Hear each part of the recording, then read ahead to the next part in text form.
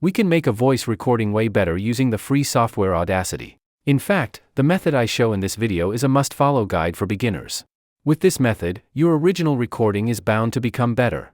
If your audio does not sound good after this process, it means you have an issue with your recording setup. This is the beginning of your professional-grade audio if you can do it correctly. You can achieve that by following a simple processing with audio effects. You can either record in Audacity and then do the processing, or you can take your existing recording to Audacity and process it for a better sound.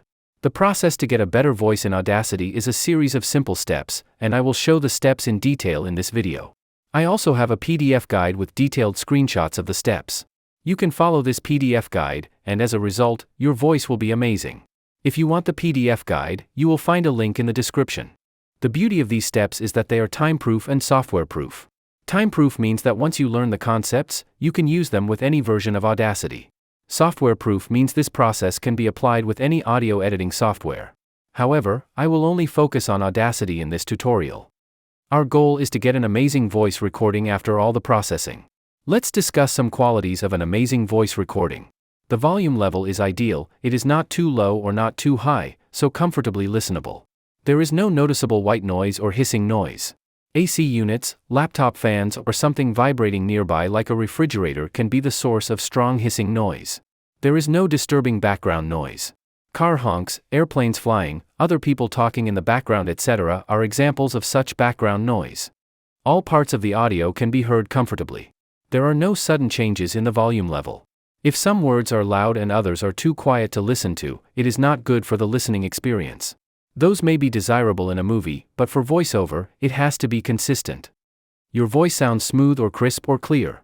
If recording space is not well treated, or a proper microphone is not used, the sound quality can be harsh. There is no disturbing room echo or reverb. Poor positioning of the microphone or a room with hard surfaces can introduce unbearable echo or reverb. Some of these can be achieved by editing in Audacity, and some of them require fixing in the recording setup or environment. If you can process your recording as good as possible in Audacity, you will have a good idea of the other issues. A properly processed audio can reveal some serious issues in the recording that is not possible to know otherwise. I will show you how to fix things with Audacity. The steps I am going to show are applicable for audiobook narration, voiceover, podcasts, or any other purpose. The steps are involved with these 4 audio effects.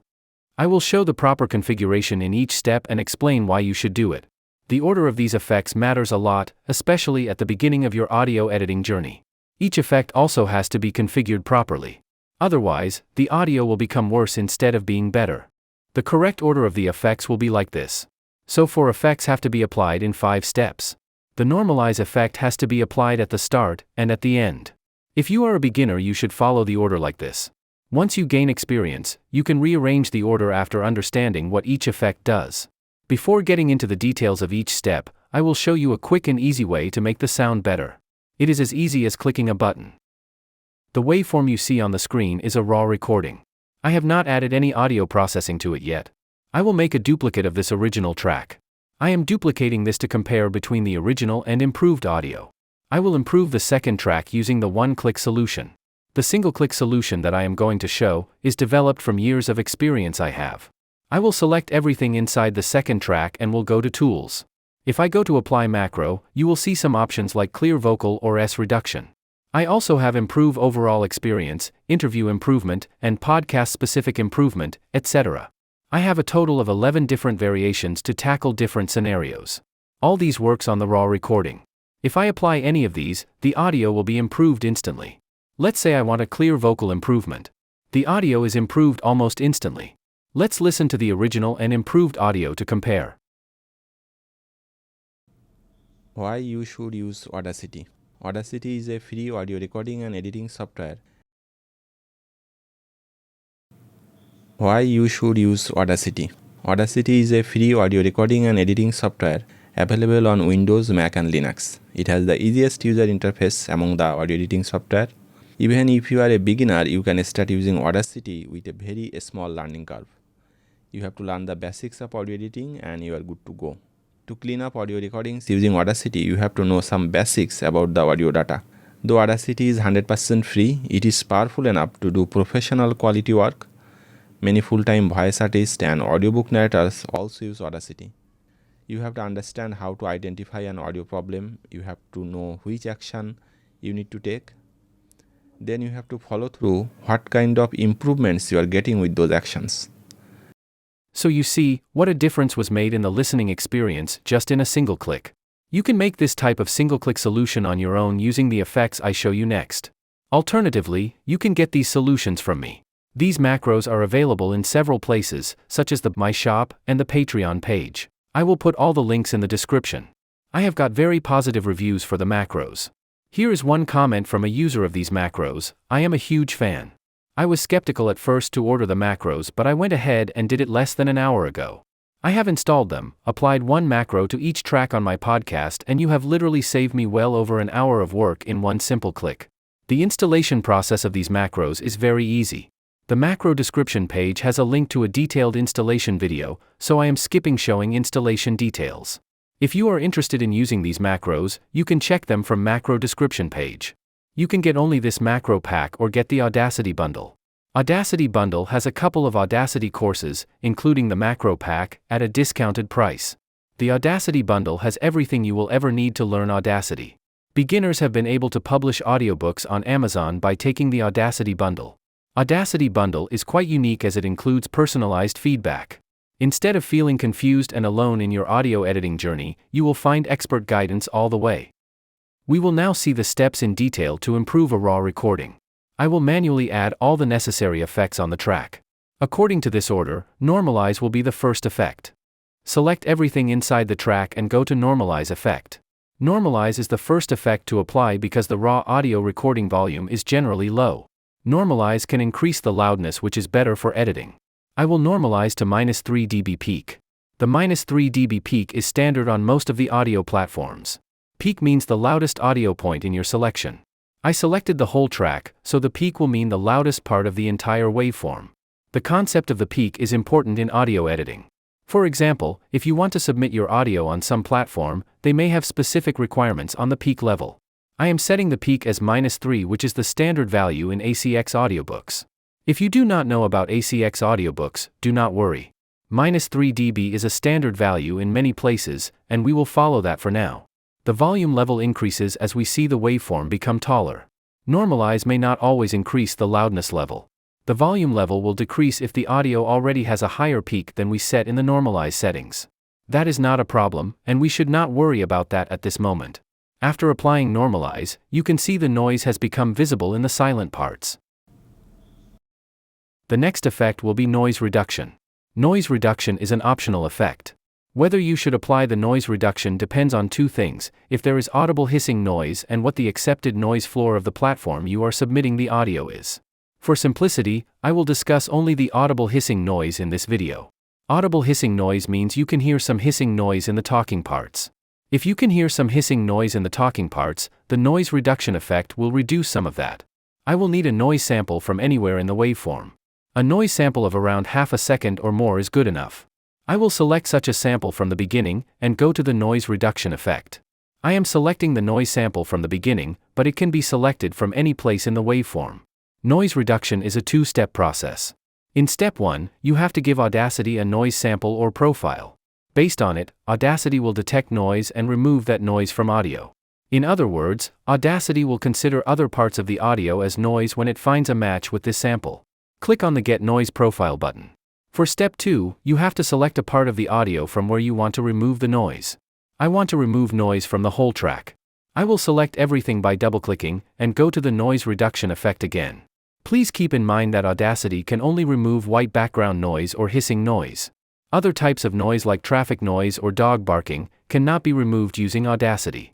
We will now perform step 2 of the noise reduction process.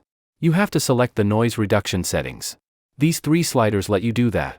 For best noise reduction, all these sliders should be at 6. Best noise reduction means noise will be removed without altering the audio quality. Too much noise reduction can introduce harshness in the audio. The top slider is the noise reduction amount. It should be between 6 to 12. 6 dB reduction is better, but if the noise is too loud, you can go up to 12. Please remember, noise reduction makes the sound harsh. Too much noise reduction makes the listening experience poor.